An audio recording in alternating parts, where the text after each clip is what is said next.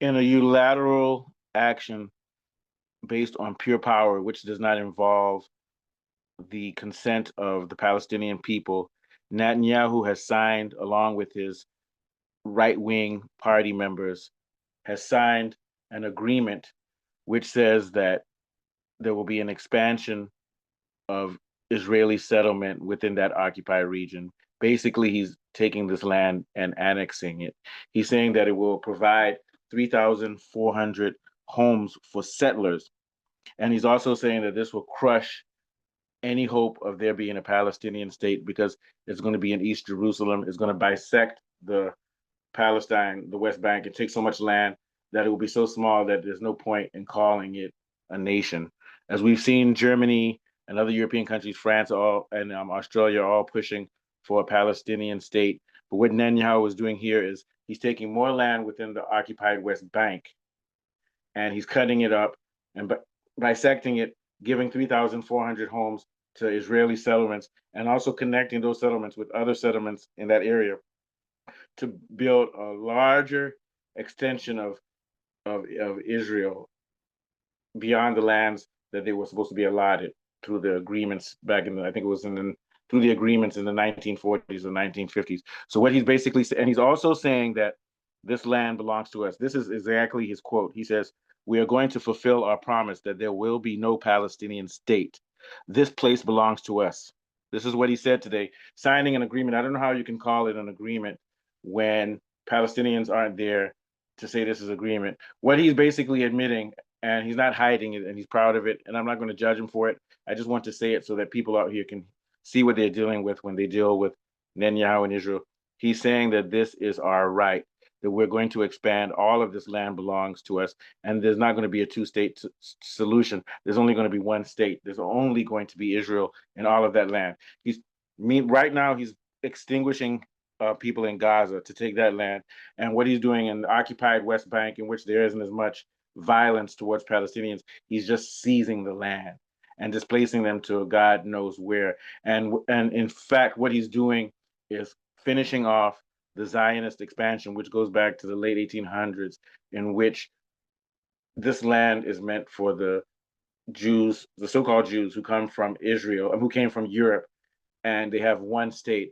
And part of the function of that process is that it's going to be a Jewish settler nation, which can only exist when they finally drive out all Arabs, all Palestinians, and have the whole land.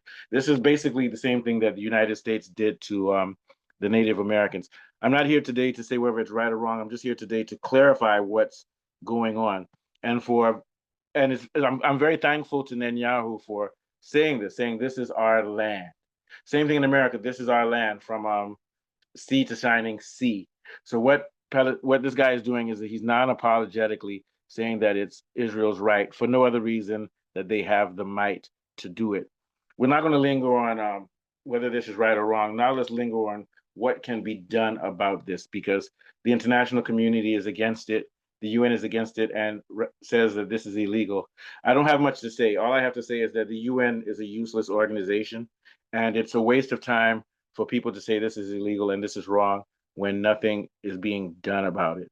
The question is, what can be done about it? What can be done to stop Israel from seizing land illegally from these people, making it part of Israel, then wiping out hundreds of thousands of people in Palestine, pushing them into the desert, not Palestine, in Gaza, pushing them into the desert, and now holding everything.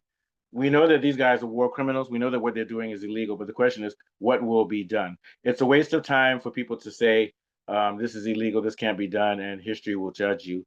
The question is, what is the international community going to do? What is China? What is Russia? What is America? What is the UN? What are the UN members, which is basically the whole world? What is Nigeria? What is South Africa? What is anybody going to do?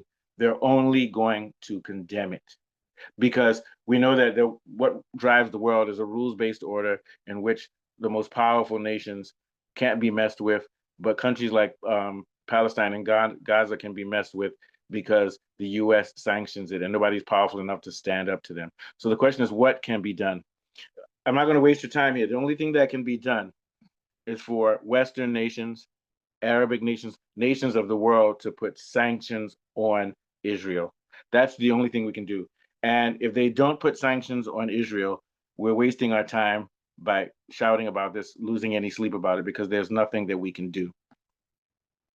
Now, I'm going to think deeper about this, because for there to be sanctions on Israel, there'd have to be embargoes. You'd have to stop things from coming in there. And Israel has a lot of firepower, which is given to it by the United States. So in reality, for sanctions to work on Israel, the United States would have to cut funding for that.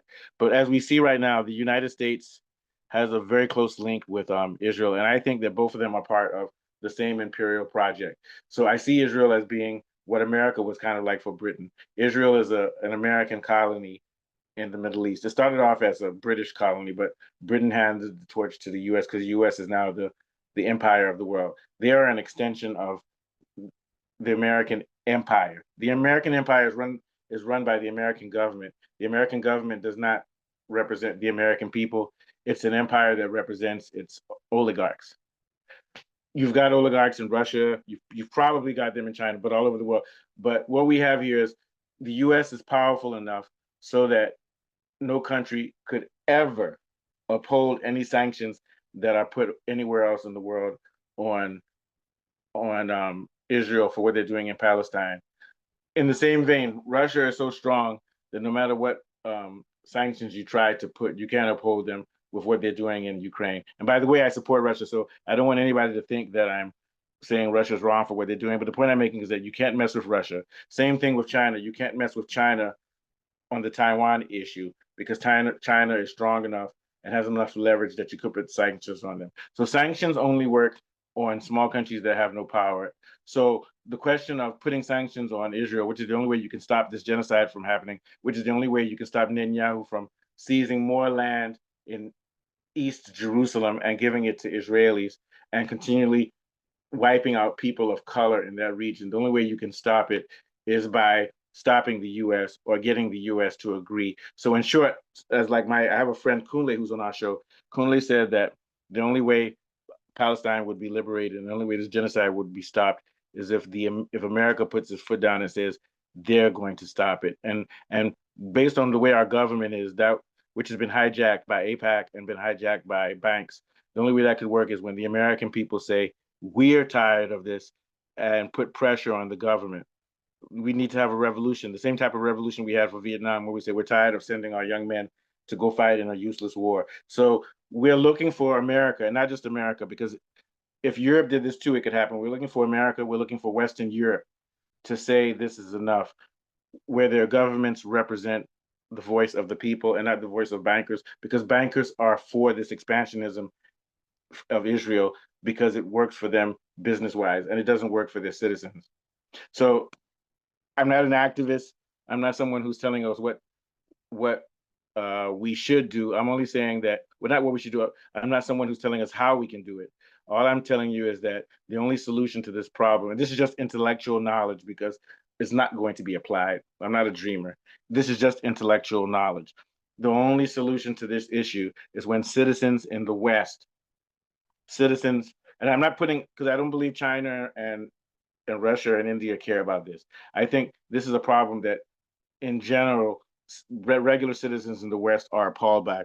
So I'm putting this on the West. The only way that the Gaza genocide can be stopped and the cleansing can be stopped, if it hasn't been stopped, and Israel can be stopped from settling all of that area the way the white Americans did here in this slave-holding country and destroy the Indians. The only way it can be done is if the American conscience and the conscience of people in France, in Britain, in Spain, Spain goes to Spain, in Italy, in America, in Canada, if people say, no, this will not happen, and force the government to stop funding this and to acknowledge that it's wrong.